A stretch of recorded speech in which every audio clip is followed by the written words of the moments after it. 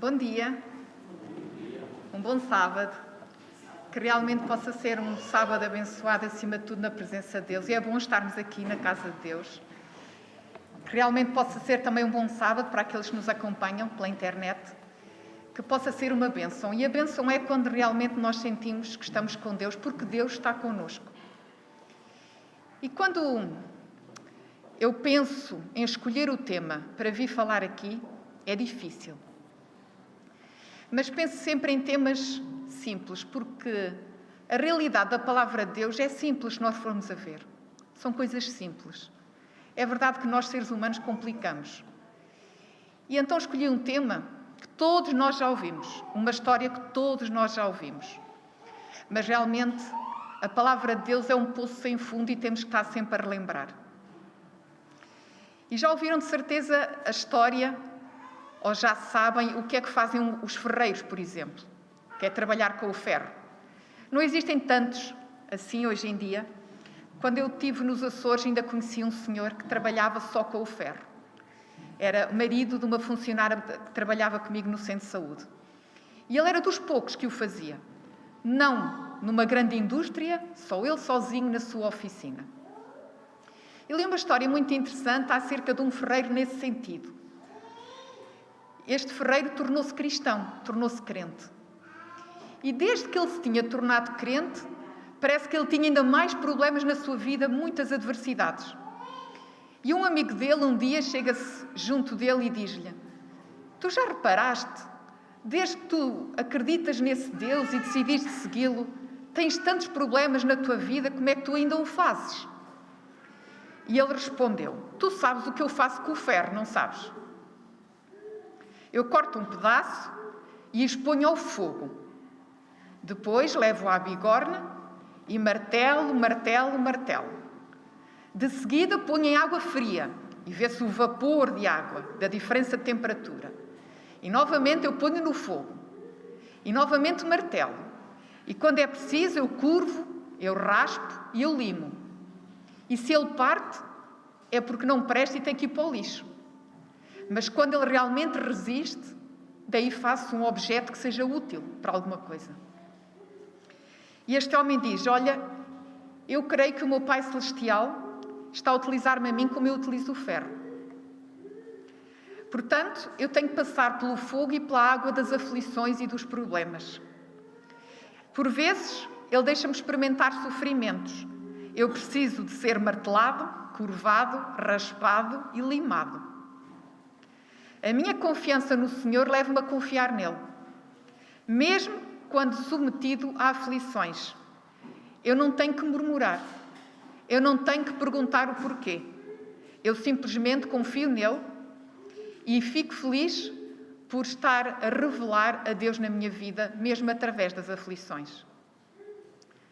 Podemos pensar, isto é simplesmente uma história ou é simplesmente alguém que conta? Mas isto pode ser a nossa realidade. Isto é que é fé. E quando nós ouvimos falar de fé, nós falamos de quem?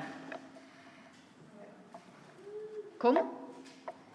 Quem me deu um exemplo de fé na Bíblia? Abraão, o homem da fé, o pai da fé, não é? E por isso hoje vamos falar de Abraão. Vamos começar por ler o que diz Tiago 1,12. Tiago, capítulo 1, verso 12.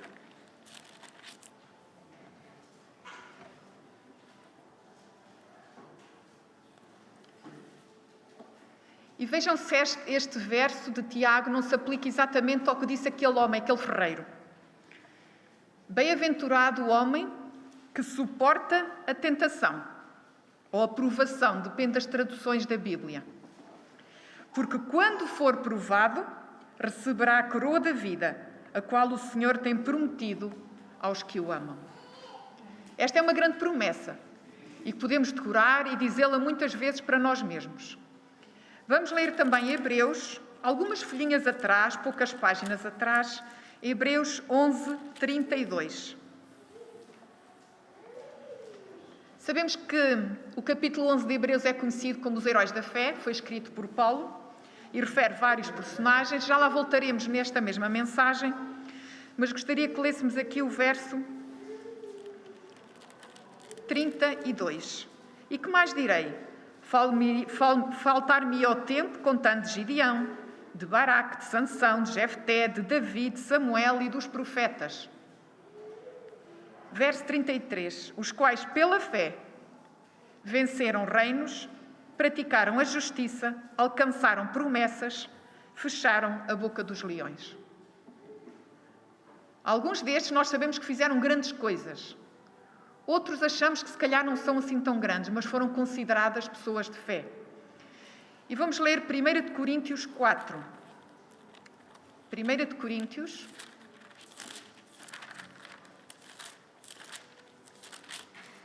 4, verso 9. A segunda parte. Porque estes exemplos de fé, podemos pensar, são exemplos para nós hoje em dia, cristãos do século XXI e todos os cristãos que nos antecederam. Mas, aqui Paulo aos Coríntios, na segunda parte deste verso, 1 Coríntios 4:9 diz: somos feitos espetáculos ao mundo, aos anjos e aos homens. Tudo o que nós estamos a fazer neste mundo, neste minúsculo planeta, neste imenso universo, está a ser um espetáculo para os anjos e para os outros mundos não caídos. Porque nós somos, por assim dizer, aqueles que se desviaram do caminho, somos a ovelha negra. E realmente é através do que se passa com a humanidade que os outros seres estão a descobrir as consequências do grande conflito. Esse é o pano de fundo de tudo o que acontece aqui. E é nesse sentido que vemos a história de Abraão. Abraão sabemos que vivia na terra de Ur. Aqui penso que vocês não conseguem ver muito bem. Vivia aqui na terra de Ur, com o seu pai, Terá, já era casado com Sarai e que já na altura era estéril. E tinha mais um irmão, Arã e Naor. Mas Naor morreu cedo, antes do seu pai, e tinha um filho, Ló. E na altura saiu de Ur Abraão com a sua mulher, o seu sobrinho Ló e o seu pai Terá. E foram para a terra de... aqui em cima, a terra de Harã. E ali estiveram alguns anos, com o objetivo de ir para a terra prometida, para Canaã. E Terá, o pai de Abraão, morreu naquele sítio, naquela terra. E mais uma vez Deus surge a Abraão com o chamado: sai da tua terra, da tua parentela, e vai para uma terra que eu te mostrarei. E serás o pai de uma grande nação, maior do que a areia do mar ou do que as estrelas do céu. Todos vocês conhecem esta promessa que foi feita por Deus a Abraão quando ele tinha 75 anos, quando saiu de Harã. 75 anos. E não nos podemos esquecer que Sarai, ainda tinha este nome, era estéril. E esta promessa foi feita quando Abraão, portanto, já era idoso. E nós sabemos que Abraão saiu, realmente, mas será que ele cumpriu o objetivo que Deus tinha proposto para ele? Ele aceitou a promessa de um filho, é verdade. Ele acreditou que Deus lhe poderia dar um filho. Mas ele viu que o tempo foi passando. Podemos criticá-lo, mas será que isso não acontece connosco? E podemos pensar, ele podia esperar mais uns aninhos. Não, ele esperou 25 anos. 25 anos. E ele acreditou que realmente podia cumprir, mas quis dar uma ajudinha, não é? E a fé de Abraão foi provada e ele falhou. A sua fé não foi perfeita. Ele tentou ajudar Deus, aceitando o conselho de sua esposa Sara e juntando-se com Agar para ter um filho, por assim dizer, que seria um filho da família. Na altura, a poligamia estava muito espalhada naquela região. E era comum e era normal, apesar de não ser da vontade de Deus a poligamia. E trouxe graves consequências para aquele lar, para aquela família e para todos os séculos vindouros, como ainda hoje se vê. Esta escolha de Abraão por ter um filho de Agar. A fé de Abraão não foi perfeita.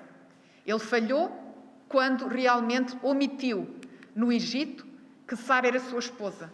Houve uma fome em Canaã, ele recorreu ao Egito e a sua esposa, apesar de ser idosa, era uma mulher muito bonita. E ele teve medo que o matassem se dissesse que Sara era sua esposa. Então ele ocultou essa verdade. E sabemos que, mais uma vez, Abraão falhou. A sua fé não foi perfeita.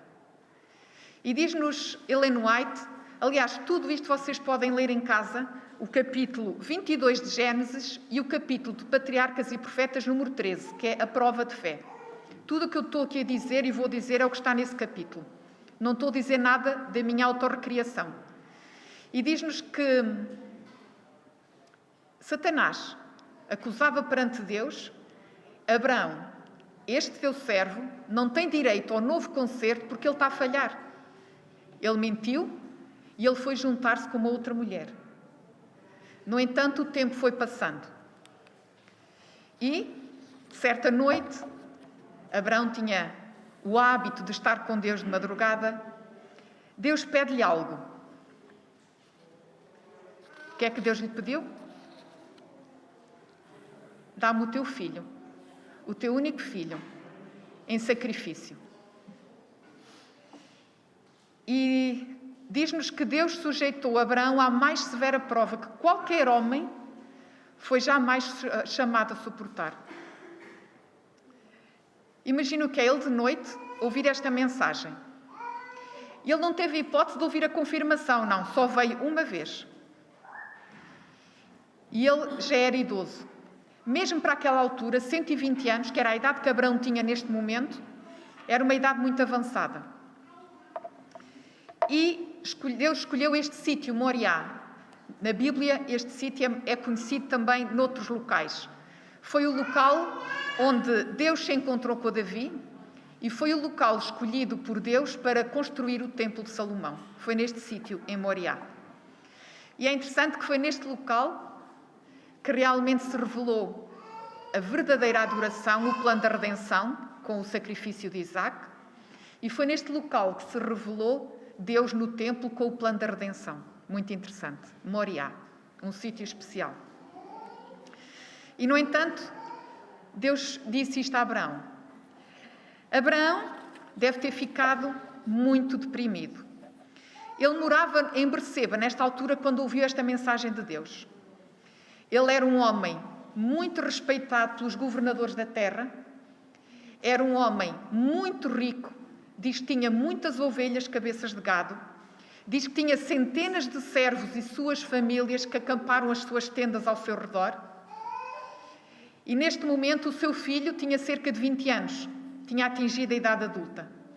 E ele poderia pensar: posso descansar realmente nas bênçãos que Deus me deu depois de tantos anos de espera pela promessa? Estou bem, estou estável, tenho um filho que é realmente a promessa de Deus. No entanto, surge esta prova que vamos ler em Gênesis 22, verso 2.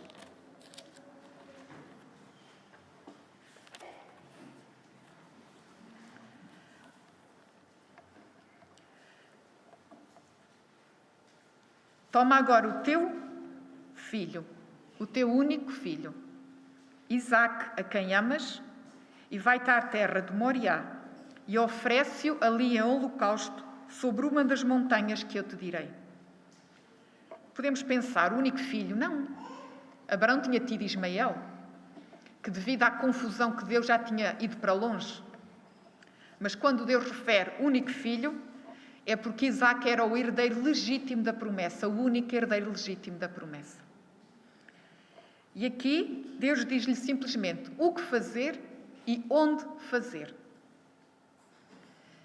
Abraão deve ter ficado muito desanimado, era de noite, e diz-nos Ellen White que ele foi até à tenda ver Isaque, que estava a dormir calmamente. E diz que ele tremeu ao olhar para Isaque tão calmamente a dormir. E diz-nos também Ellen White que a seguir ele foi perto de Sara. E ele pensou se devia acordá-la, pelo menos ela despertar e despedir-se do seu filho.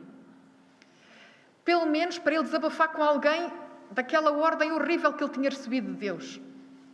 Abraão não tinha com quem falar. Mas depois pensou: não, Sara está muito ligada emocionalmente ao seu filho Isaque. É a sua vida. Se eu lhe contar a ordem de Deus, ela vai-me proibir, vai-me impedir de o fazer. Abraão decidiu não acordar Sara. Então ele voltou novamente para perto de Isaque. E diz-nos que ele ficou tão receoso sem saber o que fazer, que ele voltou a sair da tenda. E diz que estava o céu limpo e ele via as estrelas. Ele diz que olhou para aquelas estrelas e viu novamente a promessa de Deus de que a sua descendência seria como as estrelas do céu. Ele poderia pensar, mas como? Se Deus me pediu para matar o filho, o único filho que eu tenho, legítimo. E diz-nos que ele lembrou-se das promessas de Deus e lembrou-se do encontro que teve com os anjos celestiais, e que nós sabemos que era o próprio Jesus, que lhe vieram anunciar que Sodoma iria ser destruída. Ele foi a esse local onde se tinha encontrado com eles para ver se mais alguém tinha uma mensagem de Deus. Abraão queria ter novamente a confirmação dessa mensagem, mas o céu estava em silêncio e não encontrou ninguém. E então, mais uma vez, ressoou na sua mente aquela ordem: toma o teu filho, o teu único filho, Isaque, a quem tu amas. Então ele sabia que tinha que obedecer. O dia estava quase a começar e ele tinha que partir em caminho a Moriá, que ainda eram 3 dias de caminho a pé. Então ele voltou à tenda, foi ter com Isaque. Perdão que aqui... E chamou. Para Isaque não foi estranho essa ordem, porque Isaque já estava habituado a adorar a Deus com o seu pai nos vários altares que tinha nos sítios por onde passavam. Isaque não achou estranho e prontamente obedeceu e saiu da tenda com seu pai. E diz que prepararam o que tinham a preparar: um jumento, a lenha, o altar seria construído com as pedras no local onde chegassem, e claro, o cutelo ou a faca e o fogo, e 2 servos. E partiram nessa viagem em direção a Moriá, saíram de madrugada. E diz-me que ao longo desse caminho, Satanás foi tentando Abraão com muitos pensamentos. Imaginem o que é. Diz-nos que Abraão saiu em silêncio. Não tinha muitas palavras para dizer nem ao seu filho. Estavam os 2 em silêncio. Abraão estava amargurado com aquela ordem que não poderia partilhar com ninguém. E Satanás tentou com várias coisas. Deus não disse, não matarás. Se tu vais matar o teu filho, estás aí contra o mandamento de Deus e Deus não se contradiz, deve haver aí algum engano. De certeza que foi Deus que deu essa ordem. E se tu vais matar Isaque, como é que vais ter uma grande descendência se vais matar o filho da promessa? Mas diz que Abraão não cedeu a nenhuma tentação. Não ousou sequer pôr em causa a ordem de Deus. E passou o primeiro dia, diz que foi o dia mais angustiante da sua vida, a subir aquele monte e a tentar que houvesse mais alguma mensagem de confirmação ou não daquela mensagem. Ao aproximar-se a noite, ele esperava que viesse um anjo e que lhe dissesse: pronto, está feita a prova, já sabemos que irias oferecer o teu filho, podes voltar para casa com Isaque. Mas isso não aconteceu.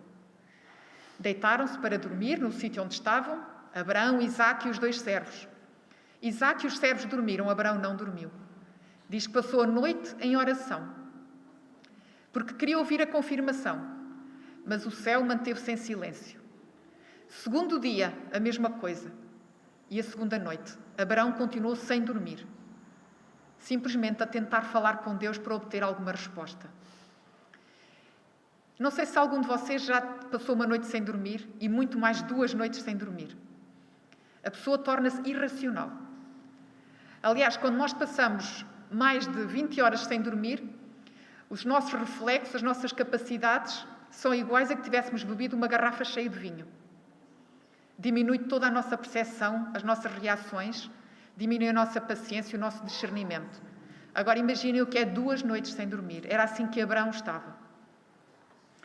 E finalmente, ao 3º dia, quando realmente ele continua a subir o monte, ele vê finalmente o sinal de que era essa a mensagem, a confirmação que era ali. Diz que ele olha para a zona do norte e vê um sinal prometido, uma nuvem de glória pairando sobre o Monte Moriá. Em 3 dias foi a única confirmação de que essa ordem foi dada por Deus e que ele teria que a cumprir. Mas ele estava mais descansado porque tinha a confirmação. Ele compreendeu que aquela voz vinha do céu. Podemos aplicar isto um bocadinho para nós hoje em dia. Aqueles 3 dias em direção ao Monte Moriá foram de muito sofrimento para Abraão. Teve que realmente demonstrar fé. E há alguém que diz que todos nós temos que realmente chegar ao Monte Moriá. Todos nós temos que chegar ao monte da verdadeira entrega, adoração, verdadeira adoração. É como se Abraão, ao longo daquele percurso até ao cimo do monte, tivesse que ir se desapegando um bocadinho do seu Isaque, do seu filho, e a entrega a Deus fosse mais completa. Qual será para nós o Isaque? Qual será o motivo que nos leva a impedir a verdadeira adoração?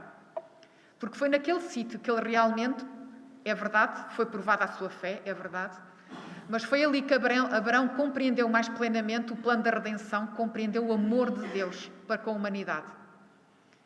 E nós, se calhar, também temos que abandonar algumas coisas ou entregar a Deus algumas coisas. Pode ser um filho, pode ser um cônjuge, pode ser a família, pode ser o trabalho, pode ser dinheiro, dons, talentos, orgulho, tudo o que nos afaste de Deus, de uma entrega total. Não foi isto que Abraão fez? Entregar totalmente a Deus? Eu diria até que foi mais, porque foi o seu próprio filho. E de certeza que Abraão preferia morrer ele do que o próprio filho. E dar-se totalmente, mesmo que pareça uma ordem irracional, eu diria que isto é fé. É a mesma coisa que nós estamos no cimo de um prédio, não vemos nada cá em baixo e Deus dizer-nos: atira-te. Isto é um exemplo muito terreno, mas isto é fé. É como aquele exemplo que nós conhecemos de uma criança que está no cimo de uma janela e está um incêndio nessa casa e cá em baixo todos gritam: atira-te, atira-te, e ela diz que não quer, que vai cair no chão, até que há um bombeiro que diz: podes saltar que eu seguro-te, e ela atirou-se porque era o seu pai. Ela confiava que o seu pai seguraria nela. Isto é fé, é acreditar. E Abraão acreditou que Deus, se estava a pedir-lhe aquilo, ele tinha que o fazer. Ele não sabia as consequências, mas ele tinha que o fazer. Abraão compreendeu a palavra divina, considerando que Deus poderia ressuscitar o próprio Isaque. Vamos ler Gênesis 22.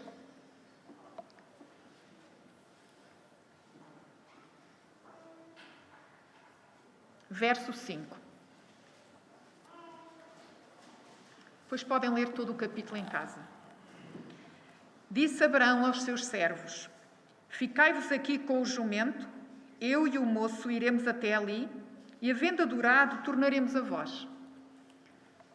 Esta é uma mensagem interessante, porque demonstra a fé de Abraão. Reparem nos verbos que ele utiliza, são todos no plural. Iremos, havendo adorado, tornaremos a vós. Ele não diz tornarei. Ele diz tornaremos a vós. Ele queria deixar ali os servos, continuar até ao cimo com o Isaque, e ele diz àqueles servos: nós os dois voltaremos. Não é? Ele tinha realmente fé em Deus. E podemos ler isso em Hebreus 11, 17 a 19.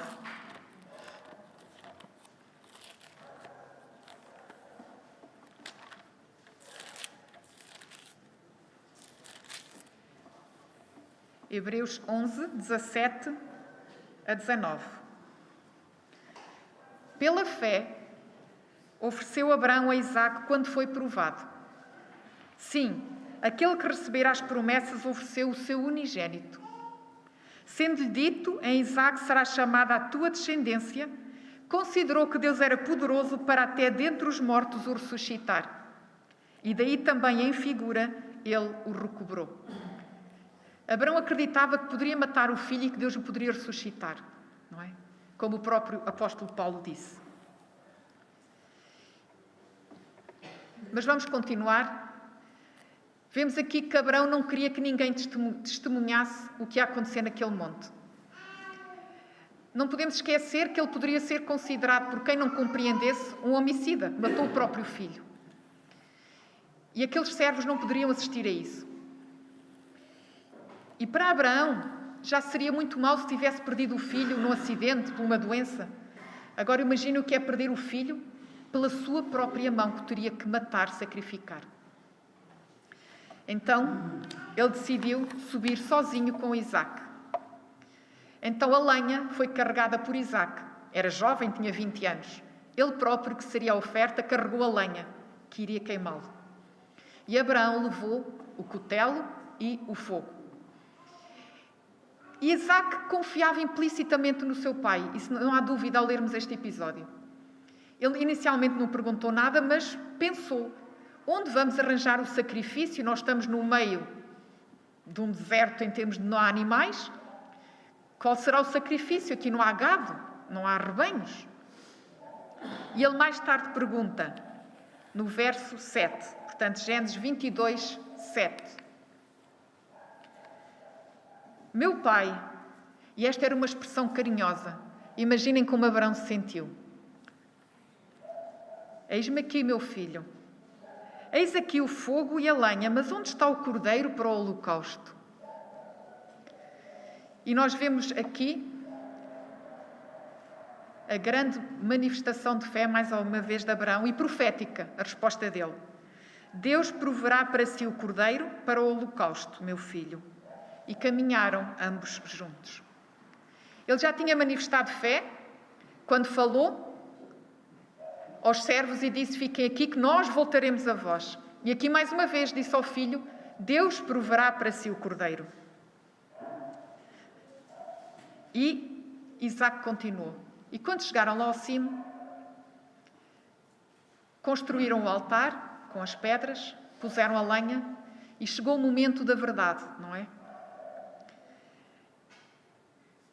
Abraão tinha que dizer a Isaac que ele seria o sacrifício. E ele disse-lhe, e vejam que em 3 dias foi a primeira vez que Abraão falou com algum ser humano acerca disto. Porque nós somos seres sociais e gostamos de partilhar as nossas ansiedades com outro ser humano. E ele não pôde partilhar isso com ninguém. Só com ele próprio, com o filho. E naquele momento, quando lhe disse, tu és o sacrifício. Mas vejam que realmente Abraão educou muito bem Isaac. Isaac tinha a mesma fé do seu pai. Isaac aceitou ser o sacrifício. Ele poderia ter fugido. Ele tinha 20 anos, o seu pai tinha 120 anos. Abraão não podia deter se Isaac quisesse fugir. Por outro lado, lembram-se, Abraão estava há 3 dias angustiado e sem dormir. Estava exausto, não tinha como deter Isaac se Isaac quisesse fugir. Mas Isaac não opôs nenhuma resistência.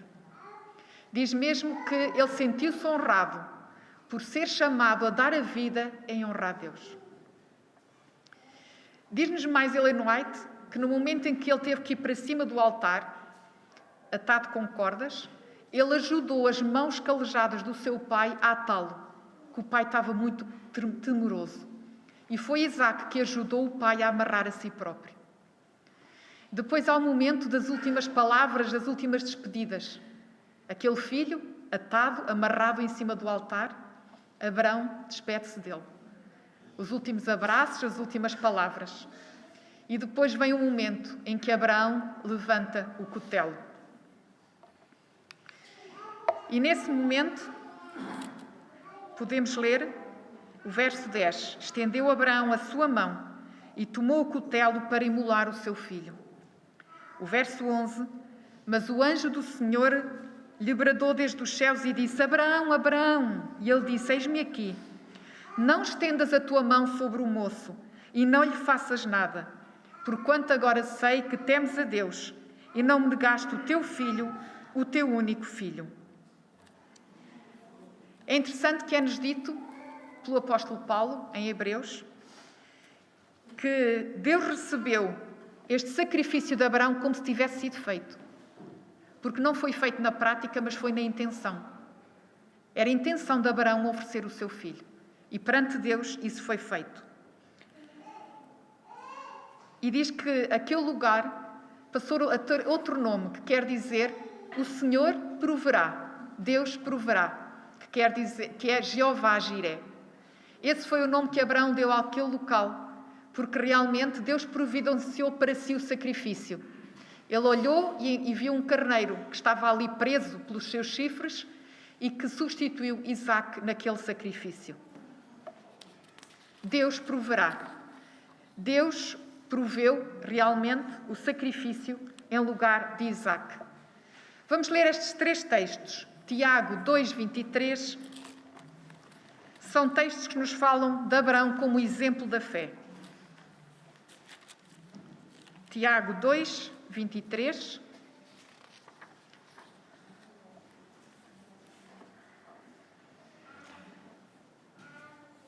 E cumpriu-se a Escritura que diz: E creu Abraão em Deus, e foi-lhe isso imputado como justiça, e foi chamado amigo de Deus.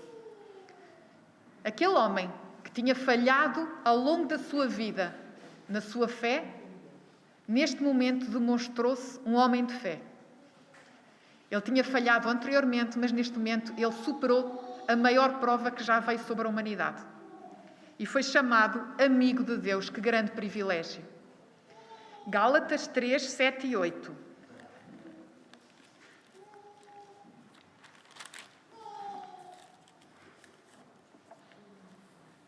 Sabei, pois, que os que são da fé são filhos de Abraão.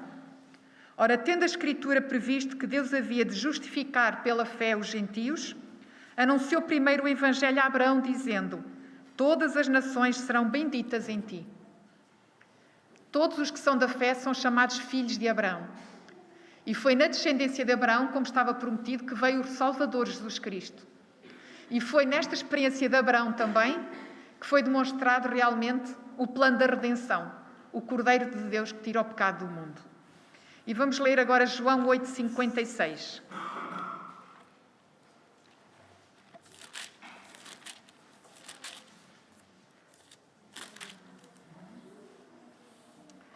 Abraão, vosso pai, isto é Jesus a falar para os judeus. Abraão, vosso pai, exultou por ver o meu dia e viu e alegrou-se. Ele viu o dia em que realmente o plano da salvação seria posto em prática, em ação, com a entrega de Jesus no lugar do ser humano, quando Abraão teve que ali entregar o seu próprio filho.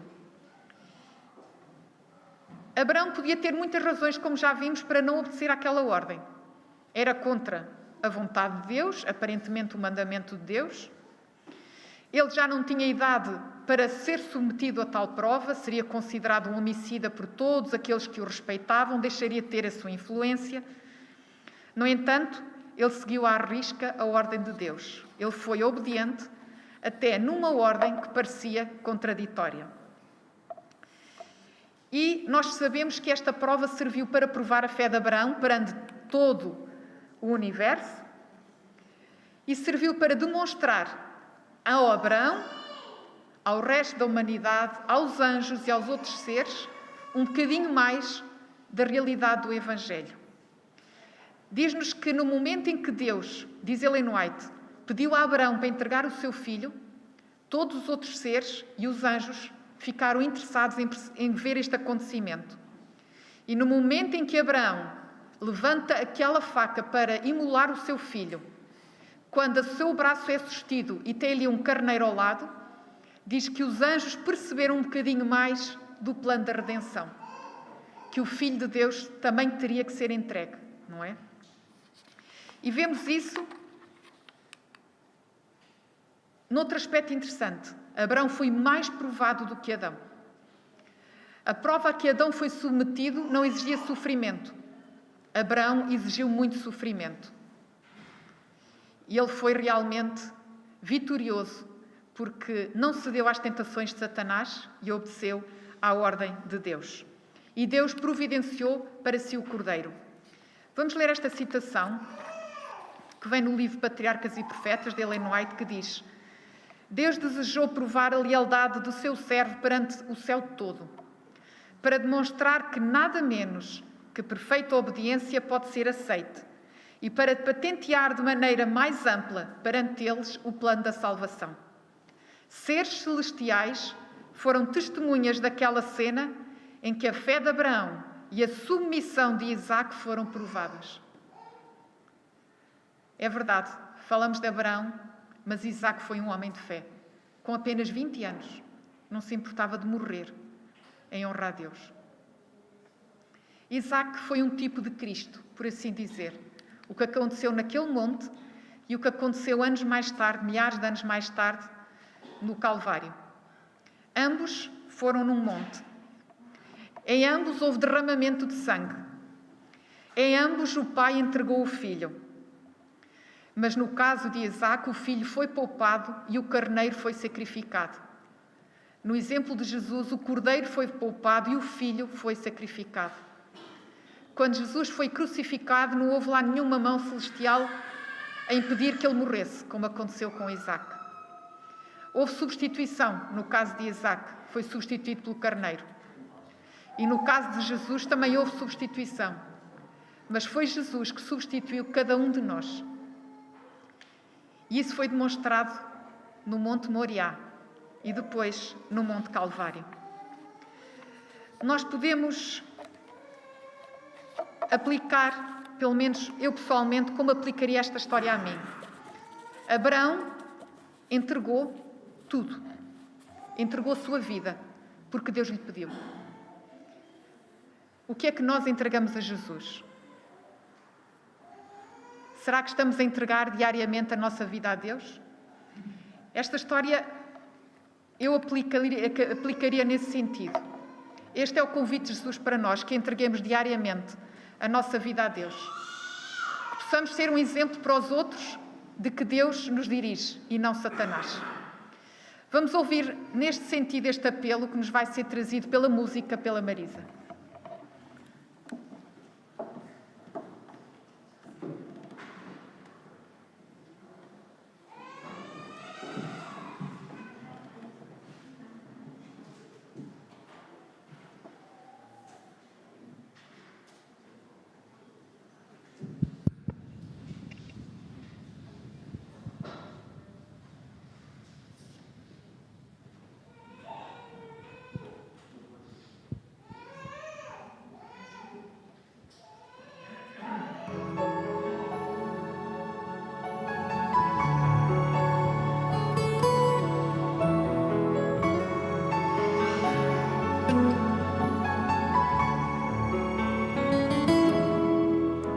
Sara percebeu que havia algo de errado com Abraão. O seu olhar dizia de sua dor, sua aflição. Um dia logo bem cedinho sai com Isaque viajar. Nenhum dos dois escondia a angústia e o pesar. Em casa, mãe sozinha põe-se de joelhos a orar.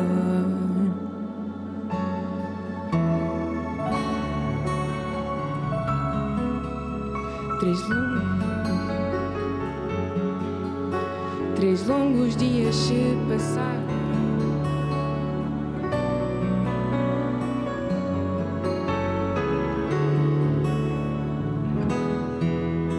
Três longos dias se passaram até chegarem ao lugar onde Deus pedia que se erguesse um altar, deitando o querido filho ergue bem.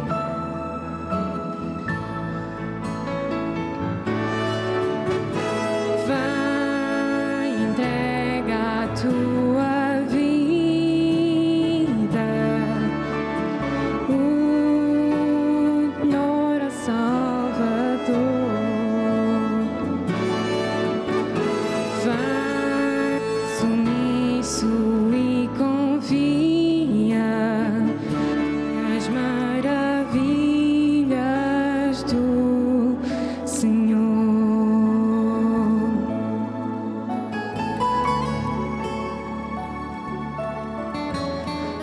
completa alegria e o coração obedeceu.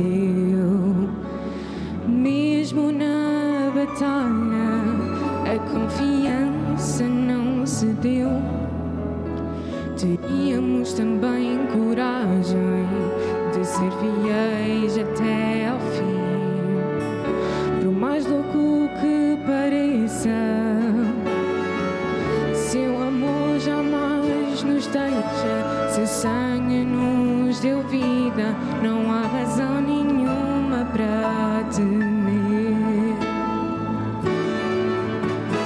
Vai, entrega a tua vida, o teu melhor ao Salvador. Vai sumiço e confia nas maravilhas do Senhor. Vai, entrega a tua vida, o teu melhor ao Salvador. Vai sumiço e confia nas maravilhas do Senhor.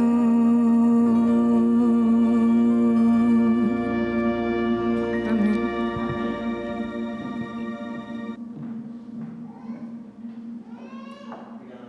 Vamos agora entoar o hino 287.